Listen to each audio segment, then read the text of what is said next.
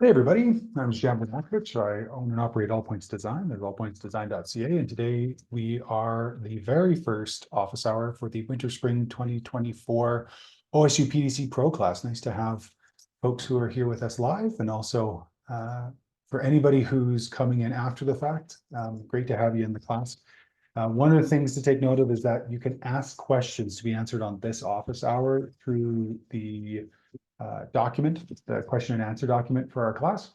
And then you can watch it afterwards. So you don't have to attend all of these sessions. These sessions are not required, but useful. The other thing is that in this class, my job is not necessarily to design your site for you. I can answer any question under the sun that you pose to me within the template, and we'll get in there. But this is a great time if you have a specific question about your site and you want a little bit of feedback. It's a great time to do it, especially closer to the end of the course. So we'll usually start off with about, I don't know, a quarter of the class being in these office hours when we begin. Then there's about 4 or 5 diehards that stay with us to the end, and they're the ones that get the most amount of value. Sometimes I'll be on these calls with one student, and we'll just talk about their site for the entire hour. So again, for everybody who's just joining us, my name is Javan. I'll be your grader and instructor for the course. I was also the creator of the template and have created a fair bit of material for Oregon State University. My background is that I was born and raised in Alberta, Canada, and was really interested in nature. I was a Boy Scout for many years, far too many years. And then I worked in natural education through the Alberta park system. So I got to do fun things like walk around the provincial parks and talk to people about animals and management messages and all that. And then I started to work in a company called River Watch. So we would take kids down the North Saskatchewan River watershed in Edmonton, Alberta. And we would teach them about the water cycle. We would teach them about how and where and why water works in an urban landscape. And because my background before that was in construction and was in marketing, I really wanted to see a bigger change in the world. And so surprisingly to everybody who had offered me jobs that year, instead of working with the provincial government full-time or the federal government full-time, or going back and working and taking a culinary scholarship in Cordon Bleu University on the eastern side of Canada, I went out to One United Resource Eco Village, OUR Eco Village, over on Vancouver Island in British Columbia, Canada. And I took a natural building internship. So I had background with building because I worked with my father for years. So I learned how to build with clay, sand, stone, straw, cob, straw bale, cordwood, plasters. And at the end of that internship, I had somebody in the group said, hey, do you want to take a permaculture design course? It's half price for everybody who's taken a course with the Eco Village thus far. And right before I'd come to the Eco Village, I was living in Edmonton, working with Riverwatch, and a friend of the house, because there was 4 or 5 of us in the house, had come to stay on the couch for the weekend. They were really into permaculture, and they stayed for 2 months. And so I had equated permaculture with mooching. I didn't think permaculture was anything of value. And so when they offered me this, I said, nah, I'm good. I don't need a course in mooching. And then they said, well, it's 50% off. And I was like, I can't pass up a deal. So I took that very first course. And I remember, as I was being told, the prime directive of permaculture, which is to take responsibility for yourself and for that of your children, the 3 main ethics. And I learned the original ethics. So care of the planet, it's our only asset. Care of the people, because it helps facilitate care of the planet, and then limits of consumption and redistribution of surplus. As I heard those, and then I heard the 12 principles that David Holmgren put out, the co-founder of permaculture, I remember raising my hand and quaking, like the Quakers would quake. And one of the reasons why the Quakers have done so well in consensus decision-making is that one of the reasons they're called Quakers is that you're only supposed to speak when you're moved to speak.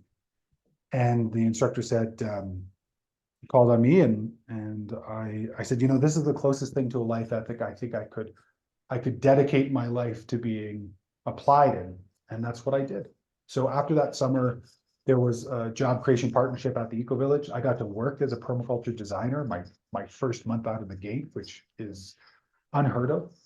And then within a year, I started to create Permaculture BC, which was a regional educational company. So we brought in educators from local highlighting local educators, but also bringing educators from afar for skills that weren't in the area.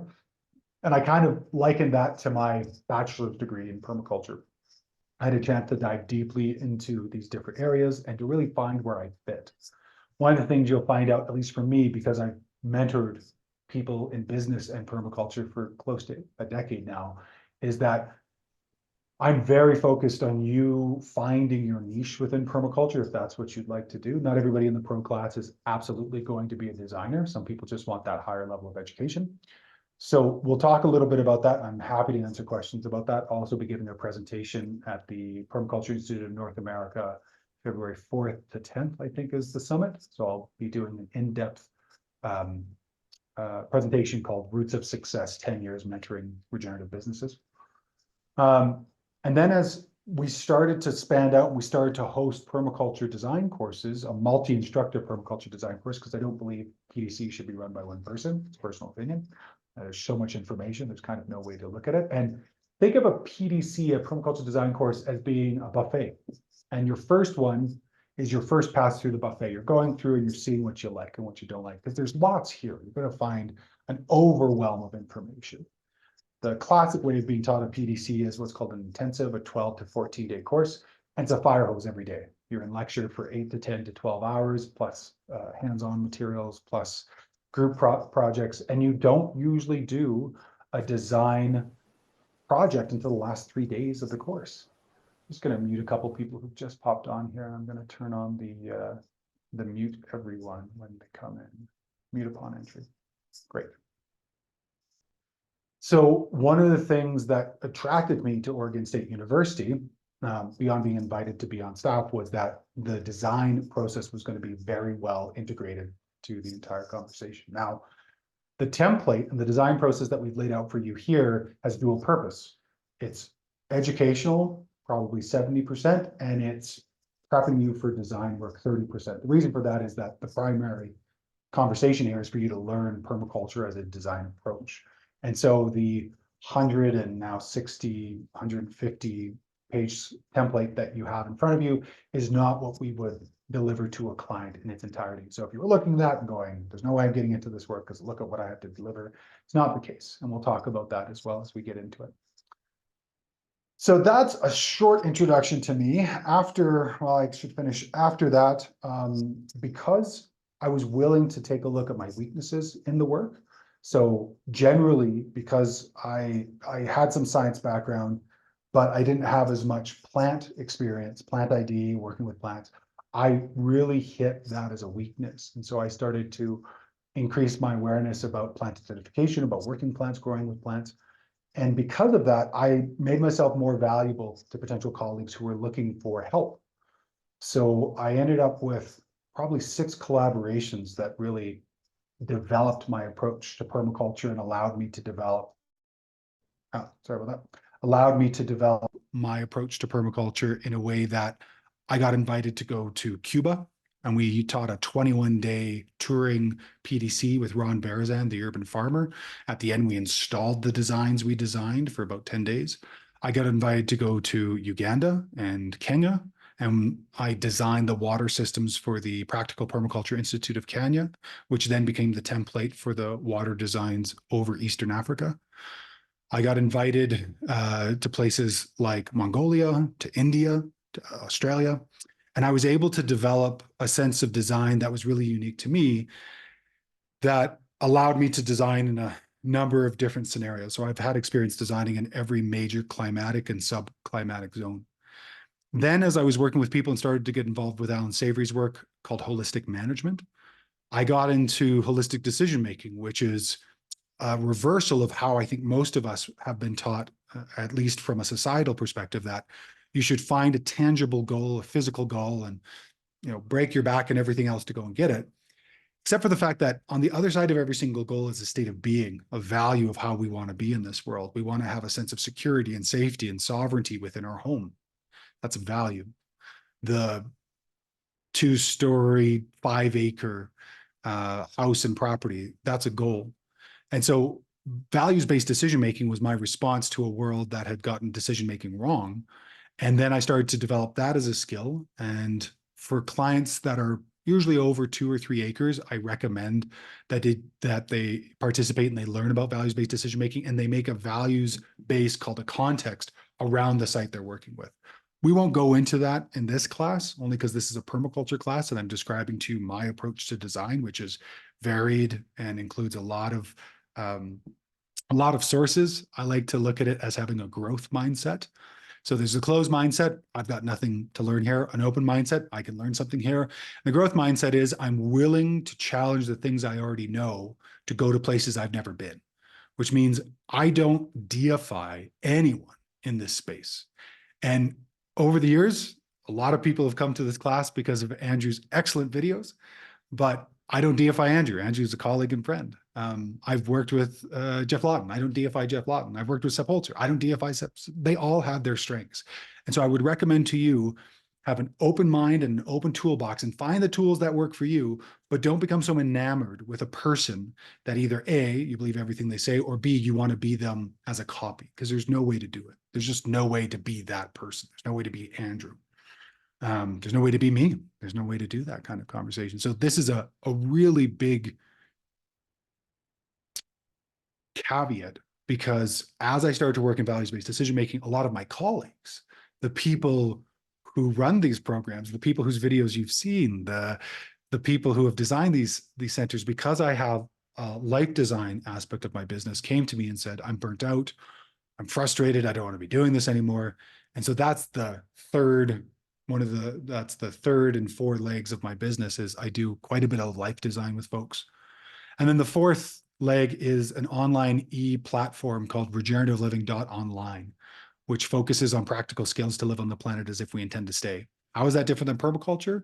It is non-denominational. I haven't taken an ism or an ology within regenerative living and applied it. So we've got practical food sovereignty skills. We have hedgerow skills. We have low-tech erosion control skills. We have an upcoming aesthetic design for ecological landscapes with Jamie Wallace that starts in less than 2 weeks.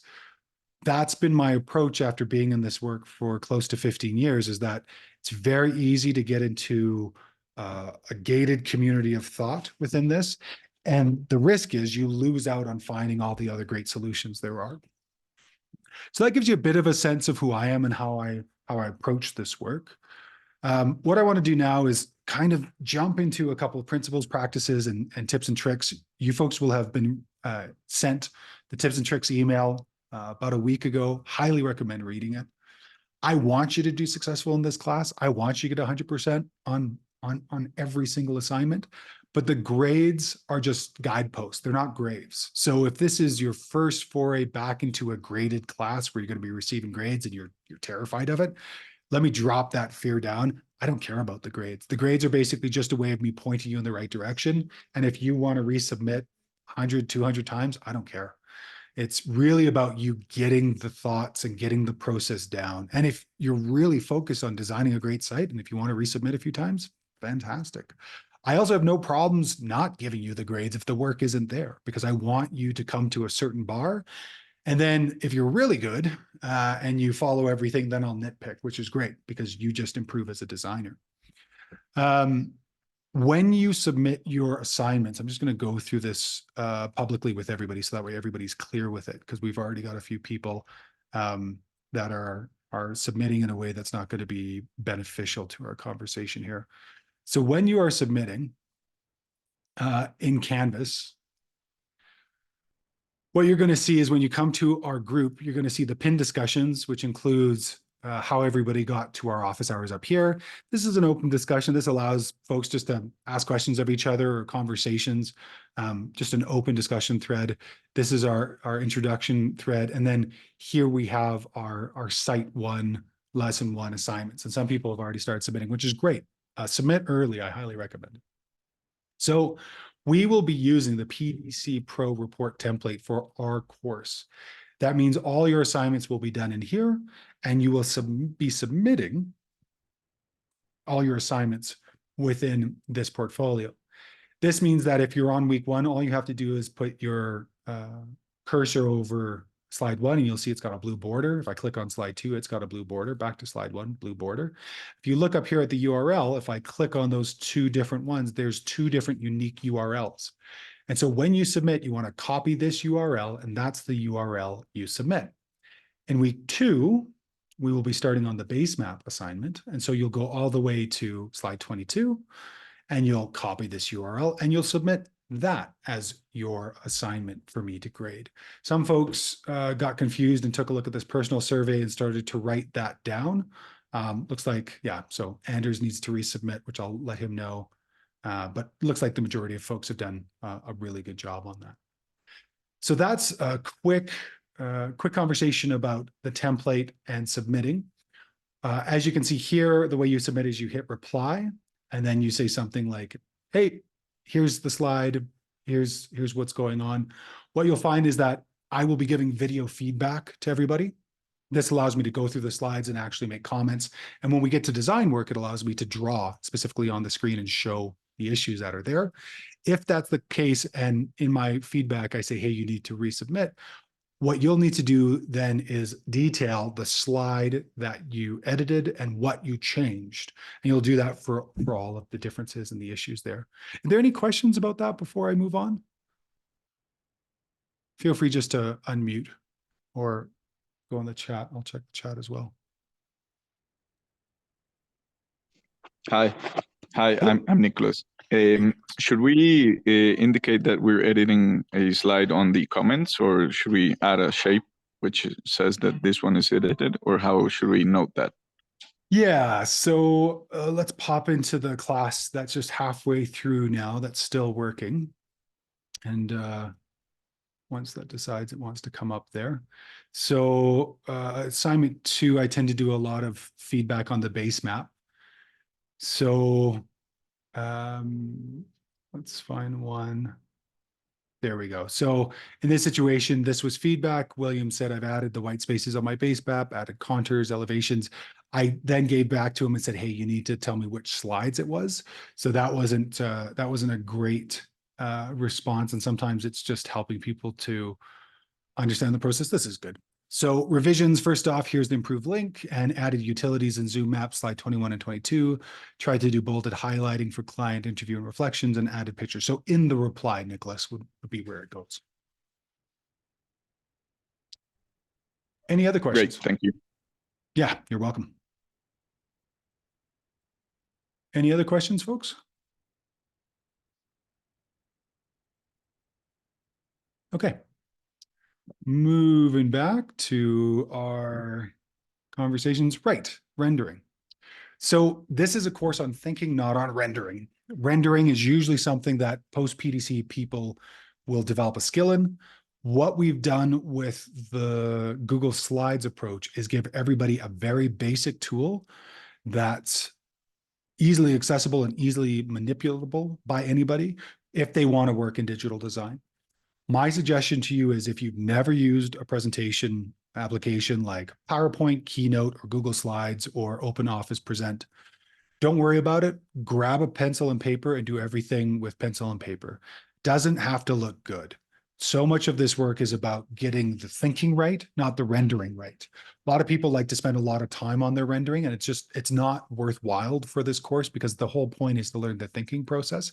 If you are naturally an artist or naturally gifted in a particular type of application, fantastic, fine. I've spent years working with graphic tablet and programs like Morpholio Trace.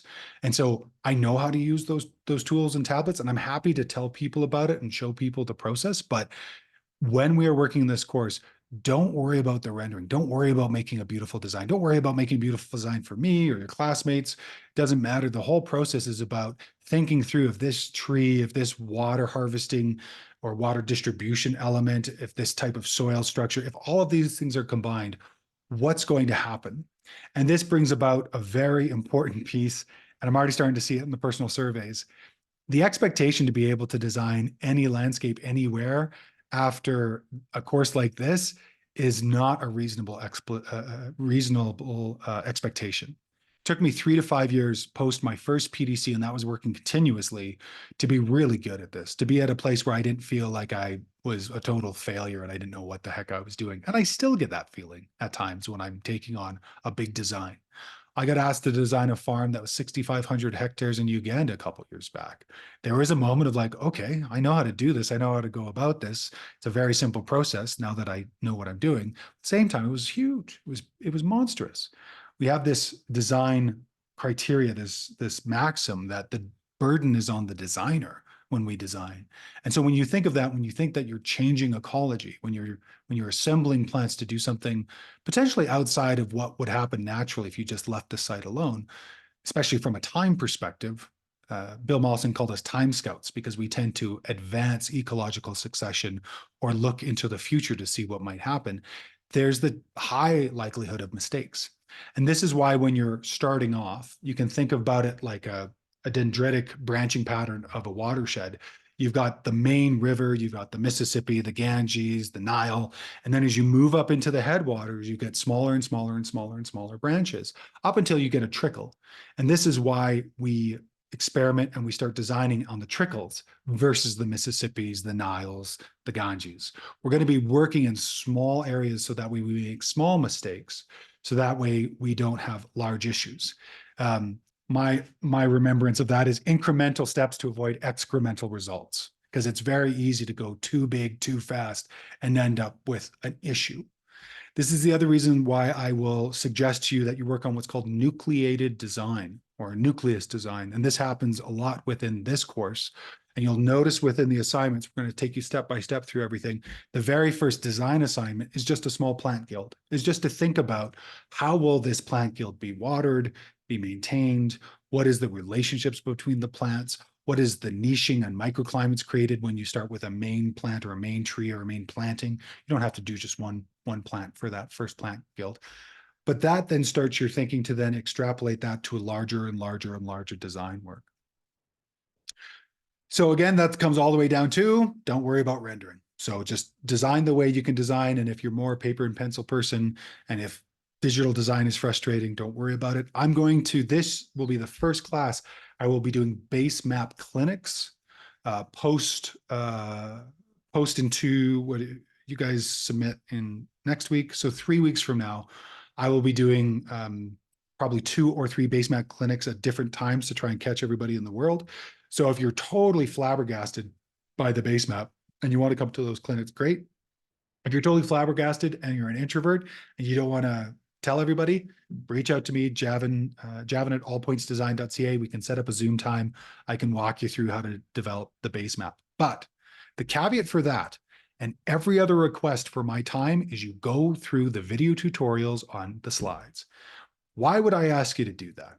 Because we've spent now 3 years developing these tutorials, which are up here above each slide. And I'm not going to say that we've covered everything, because every semester somebody else finds something that is such a simple thing that I wish I had caught earlier. But if you're going to reach out for me for help, you have to watch through all the video tutorials, because I've literally walked you step by step by step by step how to use Google Slides, how to go through this process, and all the rest of it. So if you've gone through that and you're still having problems, feel free to reach out. Happy to help you. So let's, this is a natural time to step into the template here. So again, above the template, you'll see this little highlighted arrow that says video tutorials are above the slide, and then we'll have templates and video tutorials for each template aspect of that. And then below, you'll find how to complete, and these are just overviews of the entire process for that week's assignments. Anything in blue highlighted text is going to be information for you, and anything in yellow, you'll have to actively change. On the right-hand side, most of us in the temperate climes are already going to be in winter. So at this point, it's probably doesn't have a lot of value to look at this. But if for you, the winter comes a little bit later than you are now, then still this would be useful to look through, because there will be some assignments that you'll need to be on site. You'll need to take samples.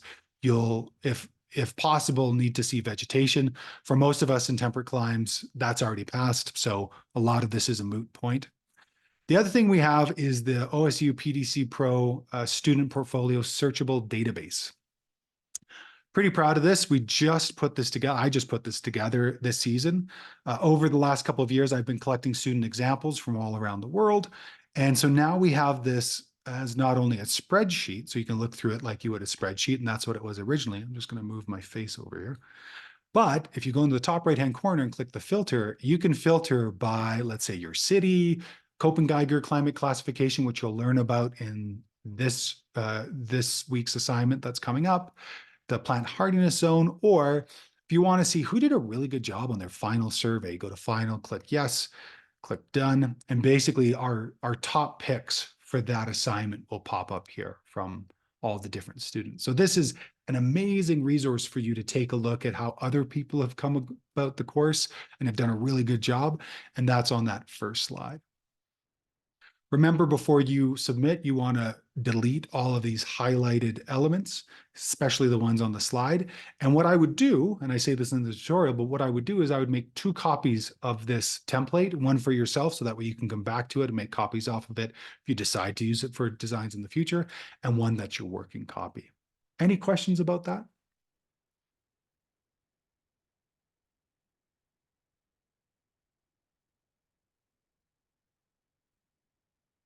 Okay. On to site selection. So you must be able to visit your site multiple times. I've already had several questions about this. You have to be able to visit your site. Why? You have to take soil samples. You have to take a look at the vegetation there. You have to create a cross section. You need to be able to go and observe the solar real estate. You have to be able to visit your site multiple times. If you cannot visit your site multiple times, make sure you choose another site that you can.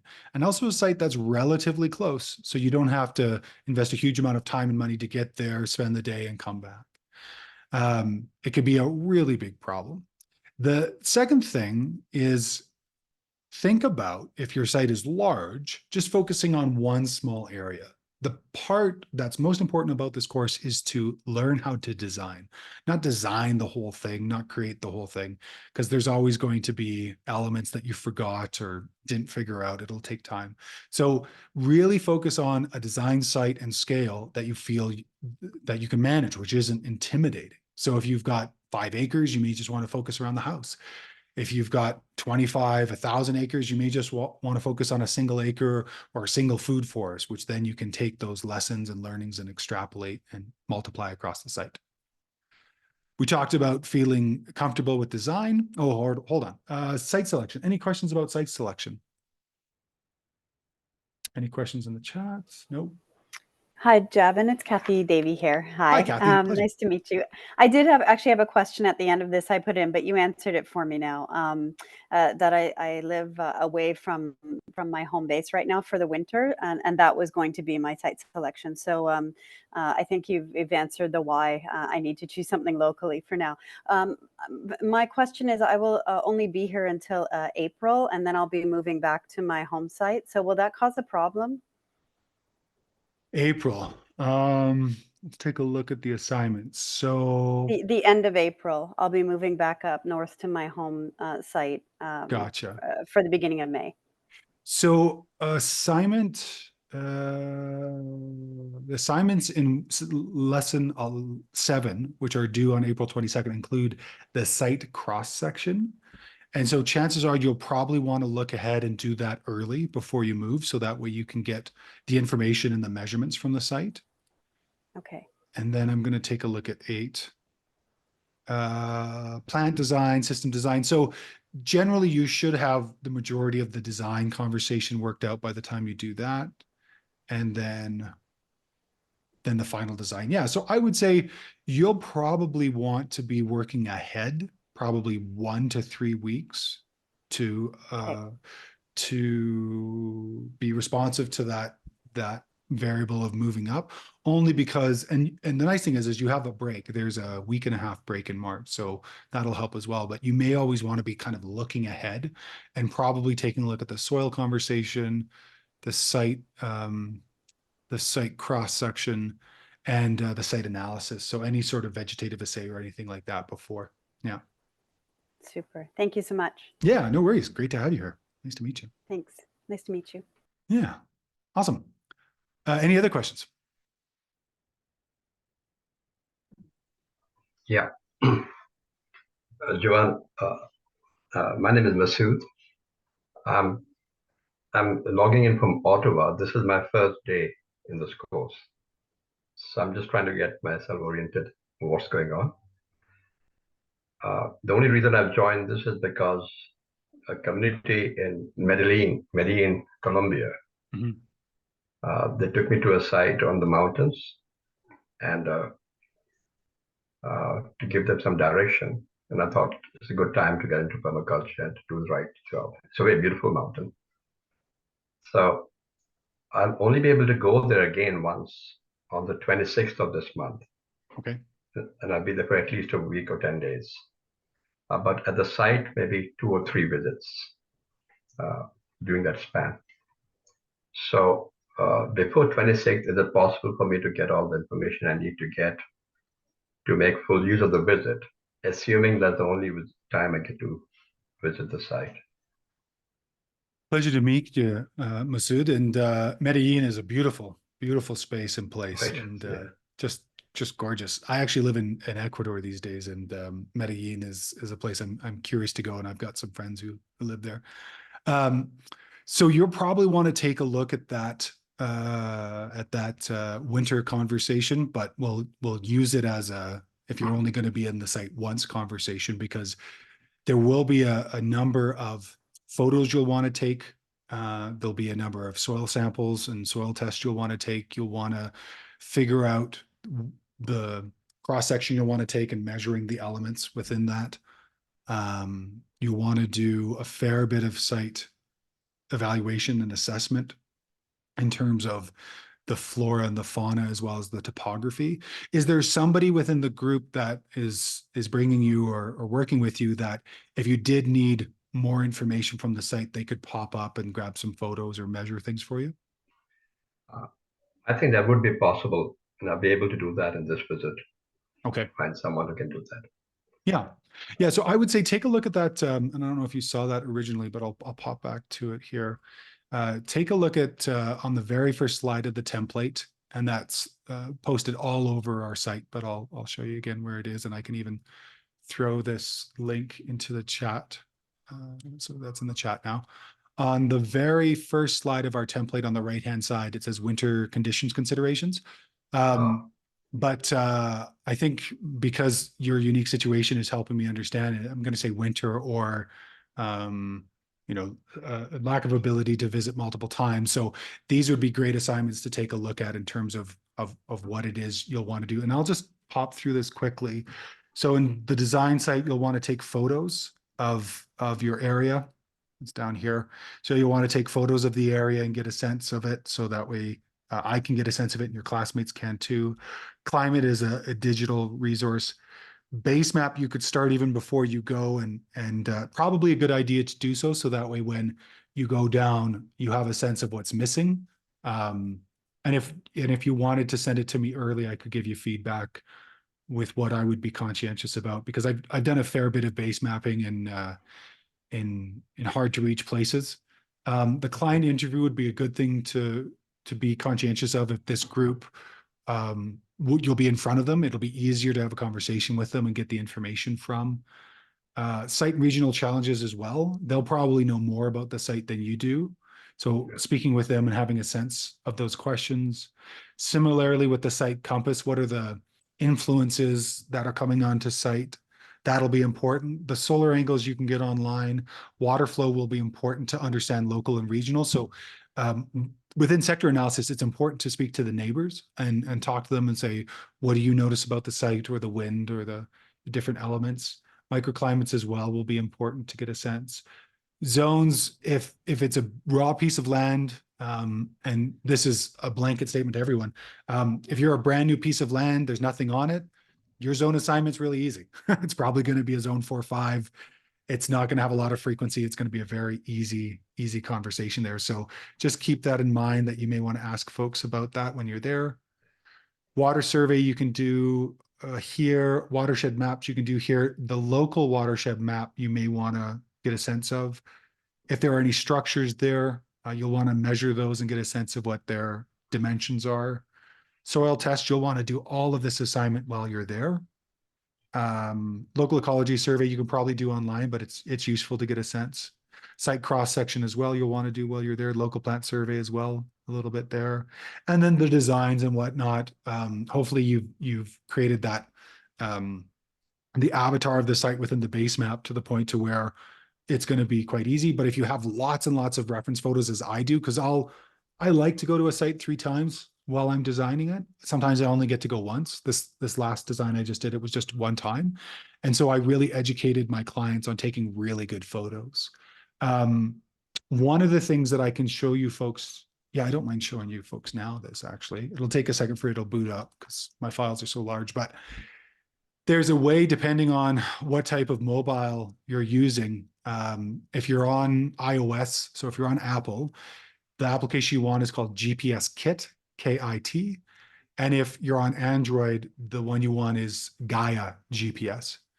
And both of those are really phenomenal for taking photos that are geo-referenced. And the nice thing about geo-referenced photos is you can bring them into Google Earth Pro, which is a geo-referenced program.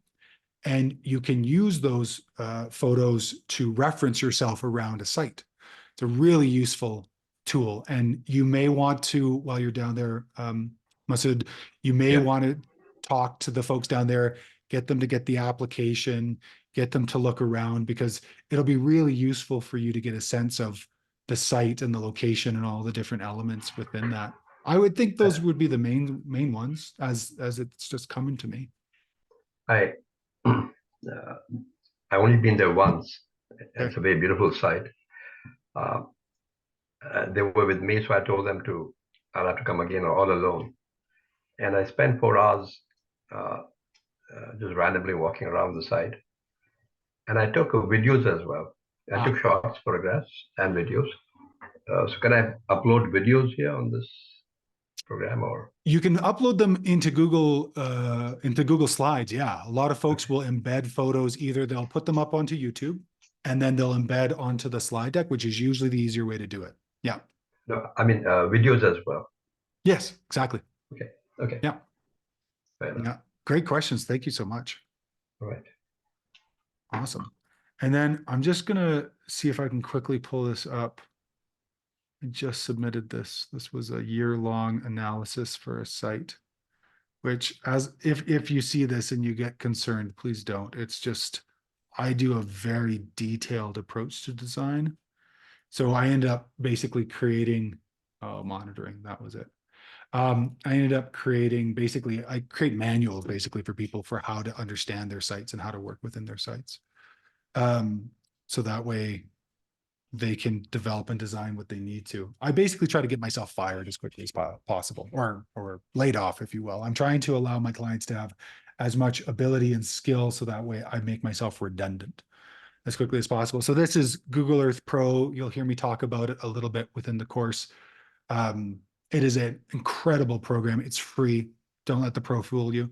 And I love it because it's free, accessible, easy to use. And I basically give my clients this entire file folder set. And so within these photo points, you'll see them here. Well, we'll just click one at a time. And because these photo points were taken during a time schedule, this is why I'm splitting up the time up here. But basically, I asked my clients to go through and walk the site, these areas that they were considering, and take photos all the way along. So they made photos, they put notes. Where's the mole one? There we go. This was a mole they were curious about. So, it's got an elevation, it's got a lat and long. And again, this was from Gaia GPS because they were on Android, but the one for Apple is GPS Kit. So this is very useful. So this is within the photo points. So as clients go throughout the years, they actually have a place to put all their photos and understand their photos and all that. But I'm straying far from the past, getting into the weeds already, as I do. Oh, okay. Thank you. So, okay, great. Yeah, great. I just wanted to check and see if we answered the question. Great. Something that David Shaw said years ago was that a PDC is a great place to start, but a terrible place to stop.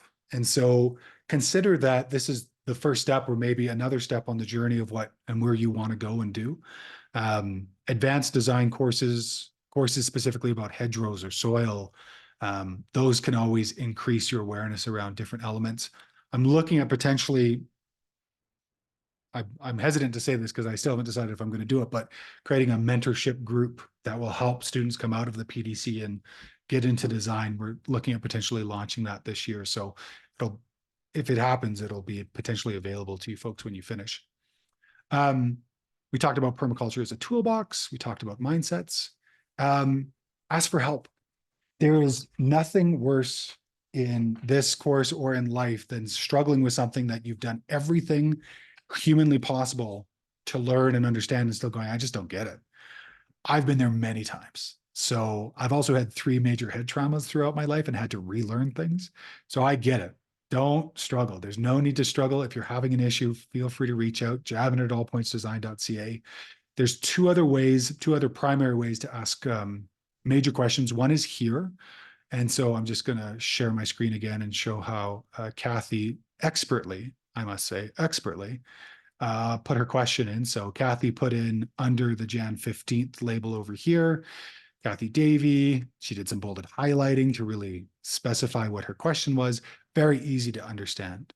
So basically between now and January 29th, if you have questions that are kind of more global in scope about your site or specific, you follow this as a template and just go under January 29th and then just enter in your name, where your location is, and more, and kind of by default, what I would suggest is putting your template and link to your template. So that way, if we need to reference something, we can go right there. And if it's something specific to your template, reference directly to it.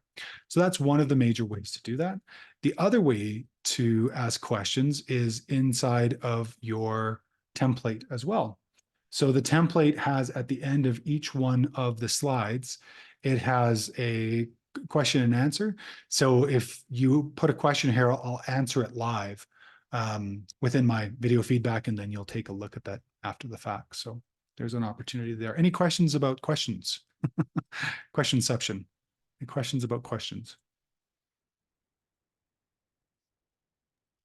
Hi, Javan. How are you? Hello. I am Belkis Roman. It's fantastic to meet you and everybody else. I have a question that may have been answered already on your tutorials. If so, please forgive me. I started this course last Friday, so I'm a little bit behind and trying desperately to catch up. But I have a question in terms of the submission. Mhm. Do we actually, is the intention to submit a link to the entirety of our presentation or just the portion pertaining the assignments? So as we work throughout the course, I want to see all your previous assignments because there will be elements when I'm looking at something, I'll need to reference back. So I need everything that you've done up to that point. And then when you submit, I want you to submit specifically to that week's slide or assignment if you're using Google Slides. If you end up designing on your own application or program, not using Google Slides, and you're submitting a PDF, first, submit the entire previous portfolio. You don't have to submit the unfinished assignments. But similarly, you'll need to let me know which page the new assignments start on because I won't have reference to it. Right now, I have 90 students in this class. I'm about to start a course with Jamie in a month that has currently 20 in it, probably 30 by the time we finish. And then I have life design clients and land design clients. So the best thing for you to do is make it so simple and easy so I can go right to your work. I can give you the feedback you need and then pull back out. Does that answer your question? I think so. It makes it a lot easier because of the document maybe, I know that it's all Google Drive and shareable, but it's easier perhaps in my brain to just, so let me put it this way. Would it be acceptable if I am submitted assignment number 4 to then include in that submission all the way from assignment 1 through 4? Yes, 100%. I don't need to include 5 through 20. No, you don't have to. Oh, But okay. if you're linking me to your working document, you can just send me right to the slides that are finished and I'll work through them. And then of course I'll stop. So you don't have to worry about submitting the rest of the template that's obviously unfinished. It's not an issue on my end. Okay, understood. Thank you. Yeah, you're most welcome. Most welcome. Any other questions?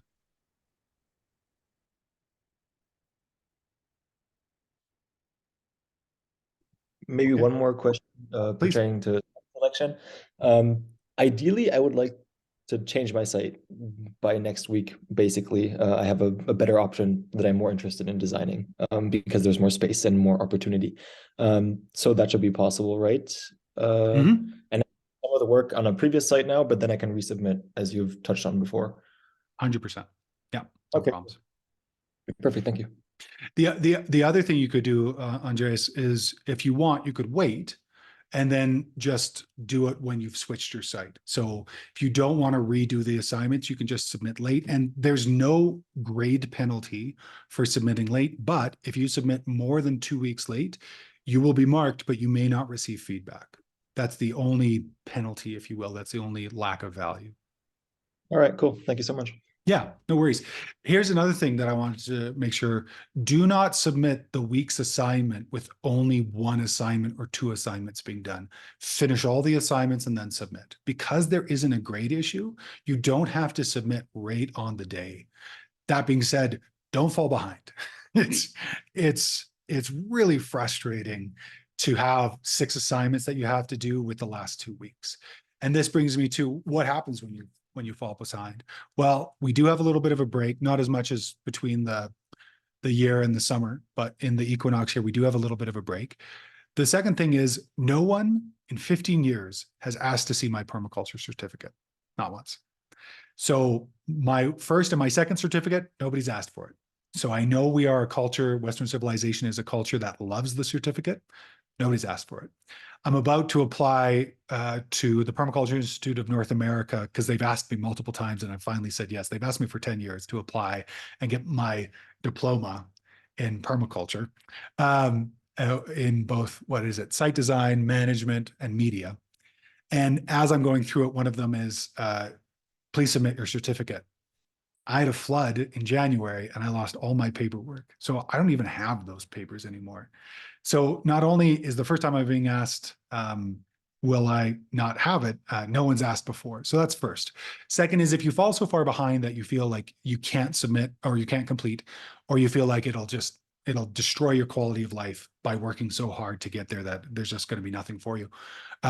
You can re-enroll, and I think for the pro, it's only $200. So you can re-enroll, you can pop in next semester or the semester after that or semester that works. Life happens.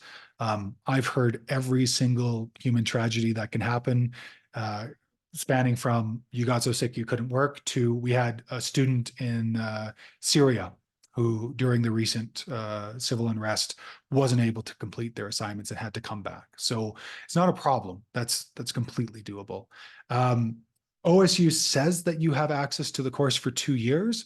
That said, I've had students who have gone back 5 and 6 years later.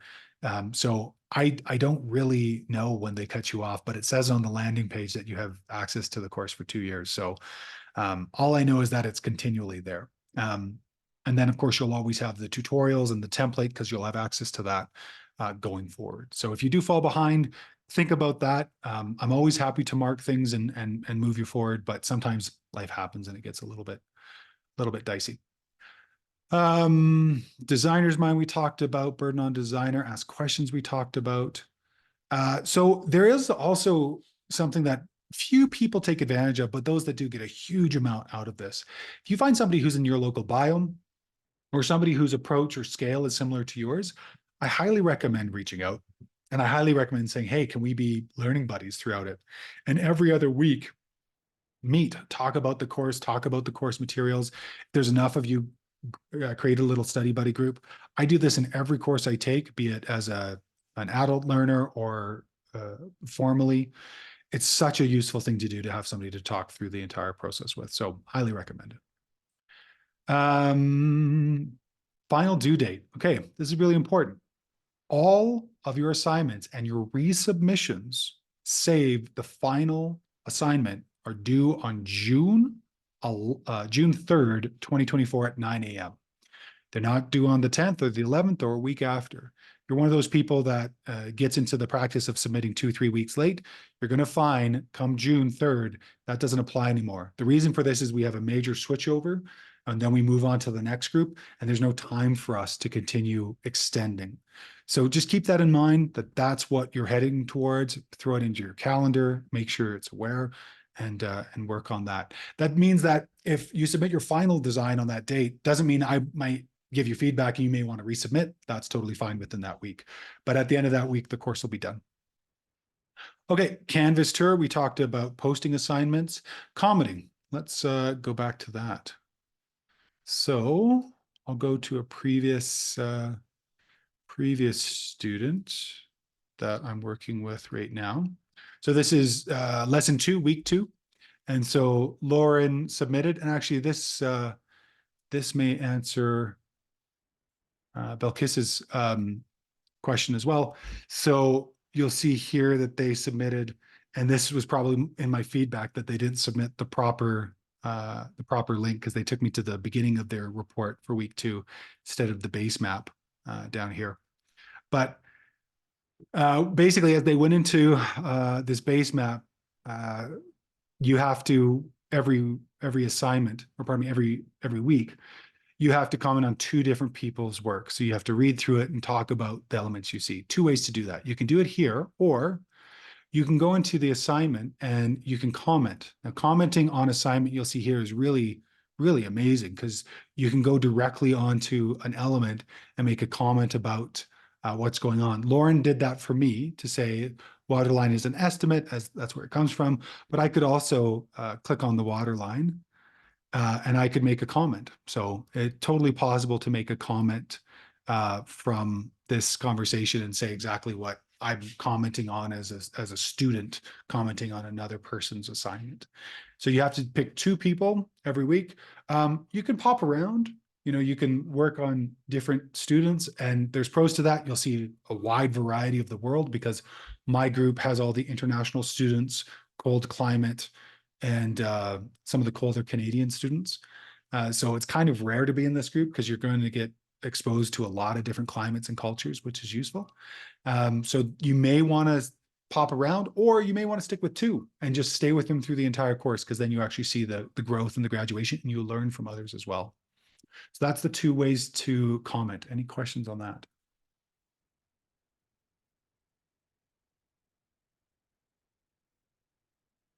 Okay, awesome. Oh, Andreas, go for it. The commenting is a self-assessment, right? So basically, I comment on other people's work, and then I just hit the yes button that I've done this part of the. Yep, honor system for sure. Okay, one of the assignments I would assign my students when we were doing in-person PDCs was to take a notebook, to open it up, and a brand new notebook, 2 pages. If you work digitally, 2 columns. On one side, put fire, and on one side, put compost.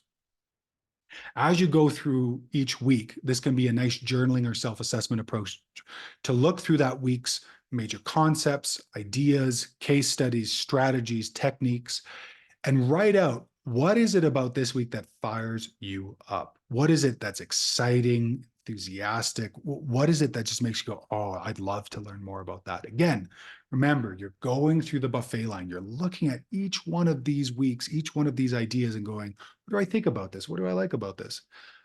Now, if you go through that week and there's elements of it like in-depth online climate assessment, which is not everybody's cup of tea, that might go into the compost side. This is something that it might be a necessary evil in things that you want to do, or just an exercise that you'll have to do, but it's not something you absolutely want to do all the time. So it goes off into that.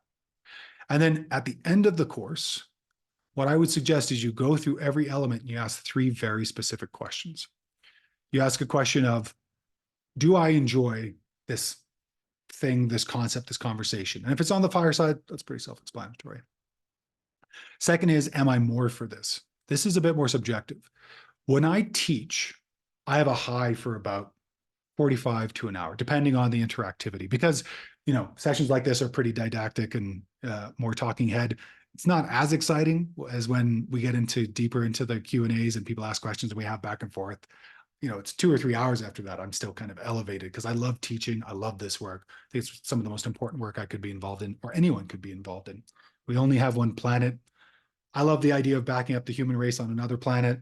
It's kind of far-fetched and far out there, and chances are it might happen, but At this point, we only have this planet to work with, and we can make real changes in a week or a month that could have real change for people. When I was at the Practical Permaculture Institute of Kenya, and I designed the water system that is still working today, 11 years later. Wow, that's crazy to think. And is still feeding that system and is still supporting the tree nursery there that produces 5,000 to 10,000 trees a year that hundreds, if not thousands of people have seen and have mimicked. And I brought in something called ferrous cement. I didn't invent it, but I learned about it. They didn't know about it. They were using plastic liners for their ponds. The problem with places that are temperate tropics or wet dry tropics is that they'll have major deluges. They'll have huge amounts of rain. And because of the composition of the Kenyan soil, which is largely iron and quartz, what'll happen is the water that comes in will pick up that material, will become in solution, will be red and muddy and come into the different water systems. And eventually you have to clean out those systems because the ponds become sediment traps, all of them, even if you have a sediment trap before the pond. And what they were doing is they were going in with shovels, the implements they have, and they were busting up the lining of the ponds. And so I brought in a very simple way called ferrous cement, which is you take a thin mesh, sometimes chicken mesh will do, thicker gauge works better, and you do a skim of concrete with a little base, and you cream the concrete, sometimes with additive, and if not, you just cream it with water and a bit of sand, and it creates a water impermeability, which means it holds water. So you can go in there with shovels. So that was something that for me was so incredibly brilliant and beautiful. And I love learning that I was able to apply to this area. And I remember going back, and I did this as a personal exercise. It was just something I thought of during my first PDC. I was just like, what do I like about these things and what do I hate about these things? And at the beginning, I didn't like human urine composting. I was like, I don't want to touch it. I came from Western civilization. I came from white toilets. I came from pristine places. I don't want to look at it. I put the lid down, I flush it, it goes away. And then as I started to grow within my permaculture journey, I realized the value of harvesting all the nutrition that our body doesn't uptake and really keeping it within a site. That changed the whole conversation. But basically, you've got this exercise, one side fire, one side compost. After every single situation, take a look at what fired you up, what wasn't that interesting. Then you'll ask the question at the end of the course, what did I enjoy about this? What was I more for? Going back to that little tangent. So what, not only fired me up, but afterwards I was still excited by what had some longevity to it. And then finally, what do I have skill in? Chances are if this is your first course in permaculture, a lot of things you won't have skill in. The reason for this is post PDC, you're going to have to make a decision of how you're going to apply what you've learned. Now, if you've never dug a hole, if you've never planted a tree, if you don't know how to identify trees, chances are you won't be eligible for much post-course except for more education, which happens. For some reason in PDCs, there's always a group of people who are always like, all I want to do is make a food forest company and food forest the world. Great sentiment. A lot of those people, when you ask them, have you ever planted a tree, picked up a shovel, managed a checkbook? They haven't. So there's a few more things they have to do before they're eligible for that. But this is a great way to basically create a shorthand of all the elements that you may want to pick up first. So I suggest doing it. Totally up to you if you want to do it or not. All right, we just have a few more minutes left. So I just want to talk a little bit about design process. When I started, I was a pencil and paper designer. I worked with large and small pieces of paper. I ended up working for a long time, 2 foot by 3 foot pieces of paper. Then I moved to 11 by 17, which is a great scale to work at because you can take it into the field. My clipboard was the size of me years ago, and it was just far too much to take onto site.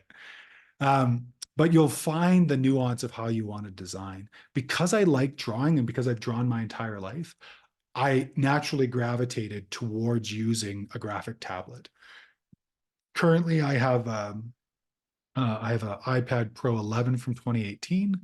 I use an application called Morpholio Trace, which is a landscape architect design program that allows you to scale and reference your site, and it has stencils. So you don't have to be good at anything. You can just take the stencil and work over it. You'll find within Google Slides, we have very simple tools and circles that you can use. Don't invent what you don't need to. There's something about this course that makes people go, I'm going to have a whole style unique to my own. And I'm going to develop it during the course when the focus of the course is learning permaculture. You have your whole career to learn your style. If you want to bring it in throughout the course, please do. If you find you're spending more time figuring out what size shape or what iconography you're going to use on your base map versus just getting it down and then getting it good, you're going to be behind. So one of the maxims I work with students that I'm designing is get it down, then get it good. Get it down, then get it good. Don't worry about being perfect. I don't care. I'd rather see you understand the topic and then move forward. Yeah. So I moved to graphic tablet. I really like using that. I love using Google Earth Pro. It's the design tool I use the most. And then my process, which we'll get into if anybody asks about it again throughout the course, but basically I do what's called a pre-feasibility study, which is a full online digital asset assay of everything about their site, which I interpret. Then I create a concept and a feasibility study. So what's feasible from what my client wants? There's 3 circles that I work within. First circle is what is the inherent characteristics of the site? So what does the site naturally, natively want to do and be? The next circle is what is the client's wants and needs and also their budget. And the third circle is what is the regulatory environment that I'm designing in. One of the biggest failings I have seen within permaculture, and it started with Bill and it continued through Jeff. Jeff is a big offender of this, is just doing the work and dealing with the consequences afterwards. So Sepp Holzer.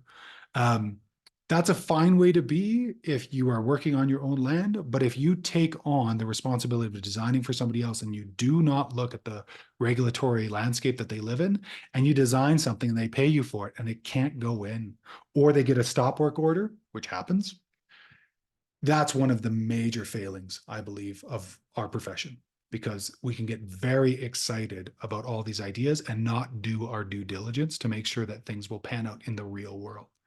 There's a bit of a bubble that exists within permaculture, especially in the 2-week immersive conversations where you're around like-minded people, you're having a good time, you're talking and you're thinking as if the world should be the way that we think it should. And then when you leave, there's this whole idea of the permaculture pit. You actually fall into this pit of despair because you're like, wait a second, the world isn't the way we want it. We have to take steps in the real world to get there. So I would just say, be conscientious of the apex of those 3 circles. Intrinsic characteristics of the site. What does the site naturally, natively want to be? I use the keyline scale of permanence for all things agricultural to go through that. Starts with climate, topography, etc. Then we have client wants and needs as well as their budget. And then we have a regulatory circle. So you have to take the time to look through regulations, especially water acts, because water acts will stop your pond development, your design, etc. And generally they're good people. There's ways around some of their more frustrating regulations that don't exist in reality, but there's ways around pretty much everything. So just be conscientious of that. Talked about that. Fantastic. Look at that. We're only 3 minutes over. What do I want to say to you fine folks here as we embark upon a 20-week conversation with each other? Have fun. It's a lot of people that come into this work, come into it because they have a sense that the world is moving towards an unsustainable, degenerative aspect. And I would tend to agree with that perspective. And a lot of us will take on a martyr or survivor or superhero persona, thinking that this is the most important work in the world. It's okay to have a bit of that, but you need to pace yourself. You need to find the pacing, the scale and conversation that'll keep you moving forward. It's easy to get burnt out in this. So I've relied on having a lot of good fun, meeting fantastic people, some of the best people I've met throughout the years I've been on the planet. I've been through permaculture. It's probably the #1 reason why I'm still involved in this work, because it's so fantastic and there's such good people. But also take the time to have fun. You know, there's a lot of research. Dive into the research, dive into your place, dive into your space, learn what it's about. You're not always going to find digital resources or research for your site. Doesn't exist the world over. So reach out to friends, family, neighbors, local conservation groups. It's amazing the amount of university researchers who, when you finally call and say, hey, do you know about this? And they get to talk about their passion. You may have to tell them that you have to go, but you'll find that there's lots of like-minded people all pulling towards the same end goal. I'm really excited to work with you folks. This is my 68th PDC in the last 15 years, and I'm really excited to work with you on this, and happy to answer any question under the sun. And let's have a blast. Let's enjoy it. All right, folks, that's it for me. Any final questions from you before I let you go, and we'll see each other in 2 weeks' time? Just one. How long did it take you to learn Morpholio trace? Oh,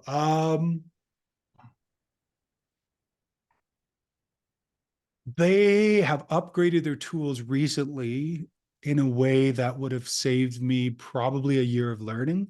And I don't think I was the one that did that. I definitely suggested some new tools, but it's a fairly intuitive program, and they have really good, really short tutorials. So they have like a minute to a minute and a half tutorials. So if you just want to know, how do I open up a project? How do I scale something? How do I pull up a stencil? Those are all kind of the short processes that are there. It was very, very quick. Now, I would say for me, it took me about 3 months off and on, kind of playing with it and learning about it. It wasn't dedicated in any way, shape, or form, but I would say about that long.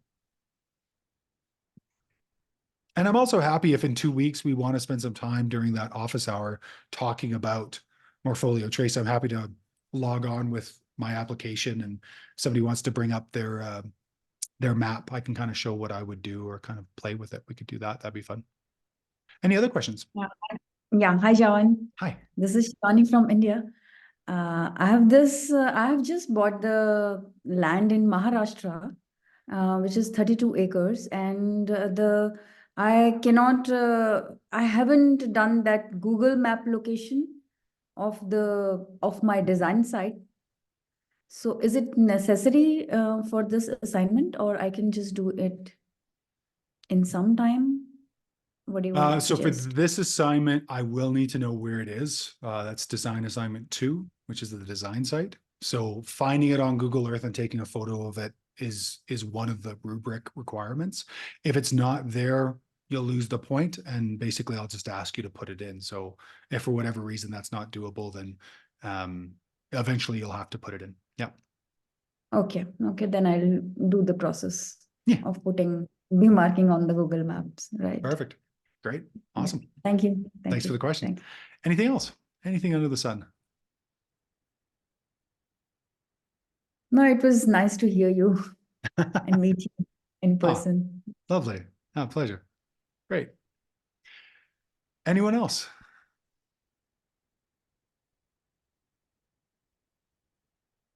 Okay.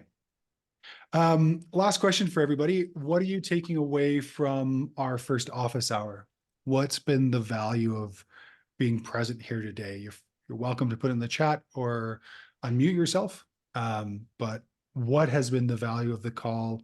What did you not know that you now know? What's been reinforced? How are you feeling about going into the course? Yeah, we reply in the chat. Okay, great. Thanks. I mean, I'll speak to you if you wish. Please. I don't know. I think I'm really inspired to have you as a teacher specifically. I mean, I've been looking at your website already the last couple of days as well. But you make it very clear that this is a holistic approach, and you're already selling us. We're doing a permaculture course, but you're telling us to not fall into the dogma of it. And I think that's probably an important part, to view this as a toolkit that we can then combine with other practices to benefit Earth and ourselves, ideally. So I'm really thankful for that, and for you to make it clear that we don't want to fall down a pit of permaculture being everything and the be all to any answer or question. Thank you. Andreas, thank you, sir. You got it. There's this thing in permaculture where there's capital P permaculturalists, and permaculture is everything. It's how they walk, they breathe, etc. I'm a lowercase p permaculturalist. It's a tool in my toolbox. And when you have somebody build you a house, what you're getting them to build you is not the house, it's the home. You don't build the house for the structure. You build it for a place to be, to raise your children, to grow old, to explore your interests, to build a good life. And so if the contractor walks through the door and you look at the screwdriver and you go, oh my God, you're a screwdriverist, you start to realize how crazy it is that people personify permaculture as the end all be all. It's an amazing tool. It's an amazing re-envisioning of the world. It's one of the few hopeful in its totality approaches. It doesn't have everything. It has a lot of elements that are missing within it. The decision-making process isn't really there. Bill referenced the keyline scale of permaculture permanence for all things agricultural, but didn't necessarily say it was the most important thing for people to do. So when you get into it, if you ever get a chance to read the seminal text, the Permaculture Designer's Manual, which is the most, it's the biggest book here. Here's a funny thing. I moved from Canada to Ecuador. I gave away and digitized the majority of my library, which was like 600, 700 books. I came down here with 0 books. Went in for a massage, came out, the lady said, oh, we were talking about permaculture. She gave me a Permaculture's Designer's Manual. Somehow in the ether, this thing follows me around. It is a monster book. You can find it online for free. Just look around, you'll find it. It's fine. You don't have to pay 200 bucks. This is recorded. I probably shouldn't have said that, but whatever. But again, Andreas, you got it. Permaculture is not the end all be all. It's a wonderful tool. It's a wonderful approach. And not becoming dogmatically tied to it increases your odds of not applying its practices in places they shouldn't be applied. Two biggest offenders of this is the herb spiral. It's applied everywhere for no reason. It's just such a terrible thing to see all the time. And the swale. Swale is a cool tool, generally for creating forests. Other than that, it can be a problem in many situations. And if you want to be sobered up, reach out or read up on Craig Sponholtz of something artisan, water artisan, ecological artisan, maybe water artisan. He's got some wonderful documentation about how in hyper-arid situations in the American Midwest, swales can become a liability versus an asset. So there you go. Ruben, I appreciate the chance to listen for a while. This is nuance to understanding what an instructor is looking for, and what the instructor is looking for is a clue to what the jugular parts of the work is. 100%. Well said. That's really well said. Yeah. Anybody else? Thoughts on our first session? I value the of course the added commentary, Javan, as I value very much all of the pitfalls, the sobering comments about what we're doing it as well.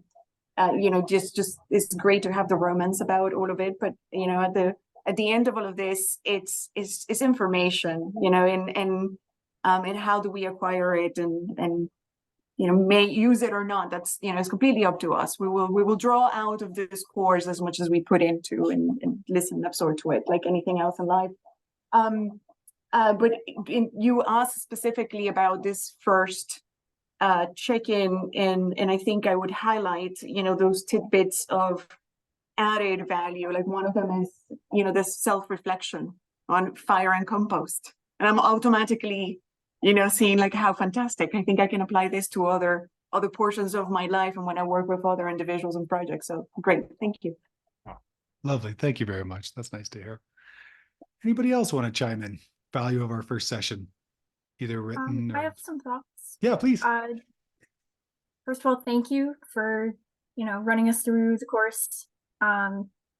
This is my second time going through the course with you, Javan, and I think today what really spoke to me was mindset, and there are a lot of things you touched on where I could see that I have room to improve, and I'm excited for that opportunity. I also didn't realize that your group was specialized as like the international group, and that's a place I'm excited to be because I love seeing new things in faraway places. So I'm really excited to see everyone's work. Fantastic, Callista. Wonderful. Thank you for saying that. That's awesome. Yeah, the folks I found that get the most amount out of the course are sometimes the ones that don't finish it the first time through because they get to go through, do a deeper dive. And really, I kind of wish I had this course when I started. This is kind of why I'm involved in this. One of the reasons why is because I want to get people up to the highest level they can and apply themselves going forward as quickly as possible. So nice to have that material to go through again. So I love that. Thank you. Juanes, I have kids running around, so I can't talk. As an agronomist, soil and plant scientist, I'm very happy hearing you talk about the non-dogmatic approach towards permaculture. For me, will be indeed another tool in my toolbox. Fantastic, Juanes. Yeah, I have a huge amount of respect for the agronomists and plant scientists and soil biologists and all the incredible people I've had a chance to meet. I think one of the things that I love most about permaculture is that we become sort of specialized generalists in the best form of what we might be able to do and become. We don't necessarily silo ourselves in any one element. I'm finally foraying back into the world of formal education. I'm taking an interdisciplinary degree through Oregon State University, and it's my master's in permaculture. I basically get to design my degree. I've got soil science in there. I've got geography and geospatial science and horticulture. And because my formal education in university was in communications, I've learned all of this as self-study or citizen science, and seen a huge amount of the value of that, which has been really important to me. And within this degree in particular, because it's interdisciplinary, we're learning about interdisciplinary studies and the issues that exist within siloed conversations. And what I love about permaculture, it's one of the things I've really enjoyed, and it's one of the things my instructors are so surprised about, is that it's interdisciplinary by nature. What we learn about the soil, either from its biological components, its parent components, its mineral components, can be extrapolated if we then look at vegetation, or if we look at the topography it's in, noting what the water flow is. We can make assumptions and then test our assumptions through either test slices or pits or quadrants or any of these other very simple tests to understand it. Does that mean that any of us are soil scientists? No. Should we pretend we are such things on the internet? No. We are individuals who are actively trying to take more responsibility for our lives on this planet. And by understanding the fundamentals of how ecology works and all of its abiotic and biotic factors, which is living and non-living factors, we increase our situational awareness about a place. And I think we become better people through it. Matsunobu Fukuoka wrote a couple of brilliant books. The One Straw Revolution is a seminal book, which I invite everyone to read. And in it, he talked about how agriculture was not about the cultivation of the land, but the cultivation of the person. It was about creating a synergy between the person and the landscape, because we have a predilection to err on hubris. We have a predilection to err that our brain is the most important thing and our body's just there to walk our brain around.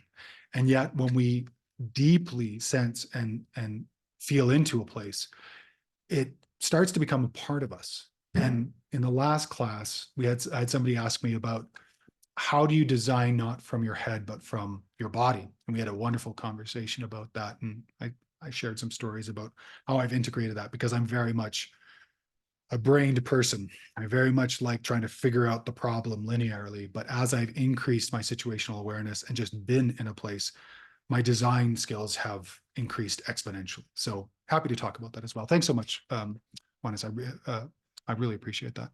Erica, I try to contribute a bit more in the coming sessions. Today was simply a concentrate to get my English going again, and I may dare to comment in the future. Oh, beautiful. Thank you so much. I appreciate that. And yeah, thank you so much for pointing that out. A lot of the students in my section are English as a second, third, or fourth language, which, again, as somebody who has struggled to learn Mandarin and Spanish, I bow down deeply to all of you who have command of another language. And if I can ever help you in any way, please know that you can rewatch my videos at 0.25 speed, because I tend to speak fastly. So know that when you get them sent through Dropbox, you can change the speed. And it's a great tip for if I get excited. If I get excited, I start talking fast. Billy, perhaps my favorite comment has been, beware gated communities of thought. And I'm glad to know exactly how much this course employs an iterative feedback, guidepost-driven approach to developing the skills. Nice. I'm going to guess I said something that wise. It just came out, but I'll take it. I appreciate that. All right, folks, I've kept you far too late. I apologize for that, but this first session kind of goes late. Generally, in the future, if we go late, I'll usually anticipate it because the questions will be there. And I'll say, oh, we'll probably go 20 or 30. Do not feel that you need to stay if we go late. Feel free just to quietly make your exit. That's totally fine. This will be up on YouTube within 48 hours. And a family member who has retired, my mother, saw my videos a couple of years ago and says, do you want me to like timestamp all the questions? I was like, that'd be lovely. It's something I would never do. So if you ever want to say thanks to Nancy Joe in the YouTube comments, feel free to. She goes through these videos, which is just an incredible gift to you. I don't go back to them, but for students to go back and go right to the questions, it's pretty remarkable. So thanks, Nancy Joe. Appreciate your help. All right, folks, if you want to unmute and say goodbye, I'll stay on for a couple of minutes and we'll see you in 2 weeks. Take care. Thank you. Bye. Thank you. Bye, everyone. Bye. Bye. Bye-bye. Bye. Bye. Ciao.